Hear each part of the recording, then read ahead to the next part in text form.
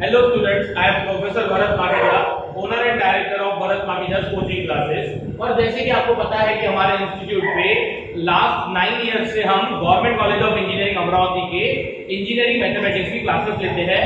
आइए उसी सीक्वेंस में मैं आपको हमारे गवर्नमेंट कॉलेज का मींस जीसीओई कॉलेज का एक सेपरेट पासिंग रूल जो बहुत ही इंपॉर्टेंट है आपको एग्जाम देने के पहले समझना, वो मैं आपको डिटेल में बताता हूं कि हमें हमारे कॉलेज में पास होना है तो उसके लिए क्या क्राइटेरिया फॉलो करने चाहिए आपके मार्क्स में। ठीक है, जैसे कि हमारे कोई भी एक सब्जेक्ट की एग्जाम होती है तो वो 3 इंटरवल्स मींस आपकी पहले MSc means mid semester examination होगी आपके कॉलेज में आने के 2 महीने बाद, यानी जैसे ही सेमेस्टर स्टार्ट हुआ पौने 2 या 2 महीने बाद हमारी मिड सेमेस्टर एग्जामिनेशन होती है 30 मार्क्स की। देन पीए के मार्क्स आपको टीचर देते हैं मींस टीचर असेसमेंट। इसमें आपको टीचर्स असाइनमेंट्स या फिर प्रेजेंटेशन या फिर वाइवास सब आपसे कंडक्ट करवाएंगे और उसके अकॉर्डिंग आपको 10 आउट ऑफ मार्क्स दिए जाते हैं टीचर के थ्रू, टीचर असेसमेंट।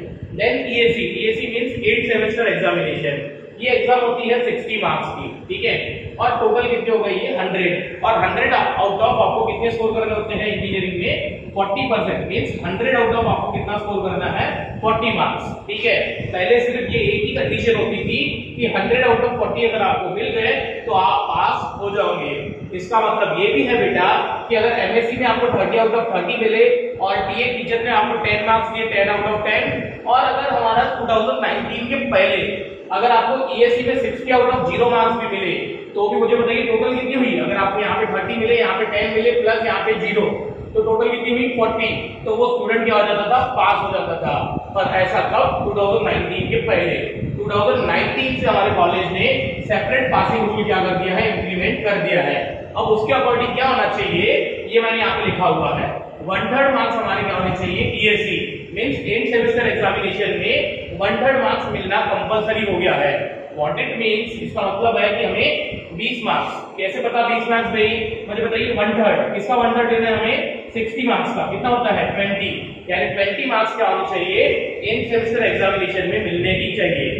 एग्जांपल के तौर पे सपोज हमें एमएससी में कितने मार्क्स मिले 20, इधर कितने मार्क्स मिले 5, और यहाँ पे हमें कितने मार्क्स मिले भाई, सपोज यहाँ पे हमें मार्क्स मिले 15, तो मुझे बताइए टोटल कितनी हो रही है 20 + 5 25 प्लस 15 कितने 40, तो ये स्टूडेंट फेल हुआ। क्यों फेल हुआ भाई, क्योंकि एंड सेमेस्टर में कितने मार्क्स चाहिए 20 मार्क्स होने चाहिए, मिनिमम 20 या 20 से ग्रेटर होने चाहिए।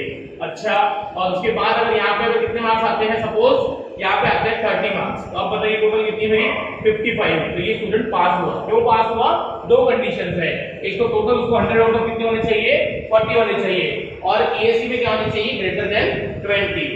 आई होप आपको ये रूल बहुत ही अच्छे से समझ में आ गया होगा। इट मींस कि हमारे कॉलेज में एमएससी भी ईएससी भी इक्वली इंपॉर्टेंट है। जल्दी से जल्दी आप क्या कीजिए M1 की क्लासेस ऑनलाइन या ऑफलाइन ज्वाइन करके पढ़ना शुरू कर दीजिए।